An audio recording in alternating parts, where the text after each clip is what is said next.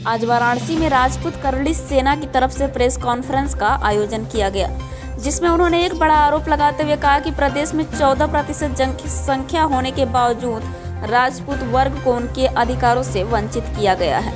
आधिकारिक दस्तावेजों के अनुसार उनकी जनसंख्या को 4% बताया गया है, जो बिल्कुल निराधार है। इसके अलावा सभी वर्गों की हित की बात करते हुए प्रदेश अध्यक्ष ने एक बड़ी बात भी कही कि किताबों के सार्थक प्रमाण के अनुसार राजा सुहेलदेव राजपूत वंशावली से थे, जबकि ओम किताबों के सार्थक प्रमाण के अनुसार राजा सुहेलदेव राजपूत वंशावली से थे, जबकि उन महापुरुष का ओम प्रकाश राजभरवाने पार्टी द्वारा उनका जातिगत फायदा लिया गया है।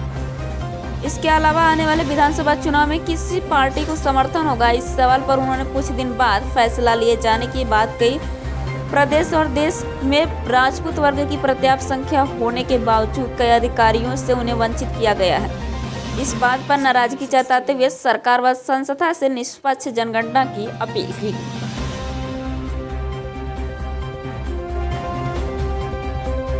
सवाल तो ठीक है आपका, लेकिन हमारा ये सवाल है कि आने वाले चुनाव में राजपूत किसके साथ है? क्योंकि आप कह रहे हैं कि हर जगह आपका संगठन है और आपके जो संगठन है उसकी जातिगत जनगणना पे भी आप बड़ा सवाल उठा रहे हैं, तो राजपूत किसके साथ जा रहा है और किसके साथ आह्वान करते हैं कि जाना चाहिए?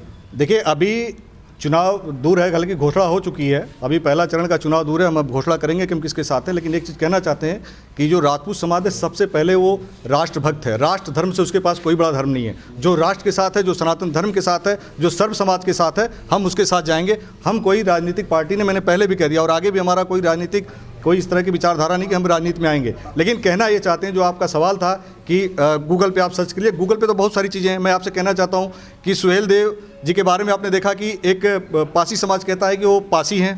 कौशल किशोर जी खुद मंत्री हैं भारत सरकार में। एक ओम प्रकाश राजभर जी हैं, वो भी पूर्व मंत्री हैं, वो कहते हैं कि ये राजभर हैं। एक ही सरकार, इसी सरकार के दो लोग किस आधार पे कहते हैं कि सुहेलदेव फलां जात के थे? मैं कहता हूँ, आपके सामने दावे के साथ कहता हूँ कि सुहेलदेव क्षत्रिय थे। लेकिन मैं एक बात कहना चाहता हूँ कि जो महापुरुष होता है वो किसी समाज का नहीं होता है, वो सर्व समाज का होता है, क्योंकि राष्ट्र के लिए काम किया करता है। इसलिए उसको जाति में मत बांटिए। लेकिन जिसकी जो वंशावली है, आप अगर इस वंशावली में पैदा हो तो बताइए कि मैं फला वंशावली में पैदा हुआ, लेकिन वो पूरे राष्ट्र का धरोहर है, उसके साथ छेड़छाड़ मत करिए। तो ये भी तो गूगल पर ही खोजेंगे तो मिल जाएगा, अभी खोजिए आप। सवाल अभी तक मेरा अधूरा है। जी, कहता हूँ कि ओम प्रकाश राजभर के ही नहीं, पूरे राजभर समाज के सुहेलदेव जी हैं, पूरे सारे समाज के सुहेलदेव जी हैं। मैं कहना चाहता हूं उनकी वंशावली मत बदलो। वो राष्ट्र रक्षक थे, राष्ट्रवीर हैं। इन्होंने वंशावली बदली, उनको राजभर बनाने की कोशिश की। अपनी पार्टी का नाम राजभर क्यों नहीं रखा? आप क्या करेंगे? अब एक चीज मैं बता दूं आपको, एक चीज क्लियर कर दूं। अभी ओवैसी के साथ एक गठबंधन करने गया। तो ओवैसी कौन है? ओवैसी सैयद सलार मसूद गाजी, जो इस देश को लूटने आया था, बहन बेटियों की इज्जत लूटने आया था, इस यहाँ की संपदा को लूटने आया था, मंदिर को तोड़ने आया था, गाय को आगे करने आया था, गाय की हत्या करता था। उसके साथ उसी को मारा था सुहेलदेव बैस जी ने चित्तौरा झील पे, बहराइच में, और उसी के मजार पे जाकर के सबसे पहले चद्दर चढ़ाया। उसके साथ दोस्ती करने वाले ओम प्रकाश राजभर को आप कैसे मानते हैं कि महाराजा सुहेलदेव के वंशज हो सकते हैं? सवाल ये है कि क्या आप उनके खिलाफ कैंपेन भी करेंगे, राजपूतों को जगाएंगे? वो बिल्कुल कैंपेन है। वो जिस तरीके से एग्रेसिव बात करते हैं ना, आने वाले टाइम में, आज ठीक है बीजेपी सत्ता में है या कोई भी पार्टी सत्ता में, या कोई उनकी संख्या ज़्यादा है, इस आधार पे वो जो भी कुछ करना चाहें, कानून का राज मैं भी चाहता हूँ करना चाहें, लेकिन आने वाले टाइम में आपके सामने कहना चाहता हूँ, आने वाले टाइम में इतिहास बदलेगा राजपूत समाज। आप इसको देख लीजिएगा। 14% पे आते हैं, 14% को सिद्ध करने के लिए कोई आपका प्लान है?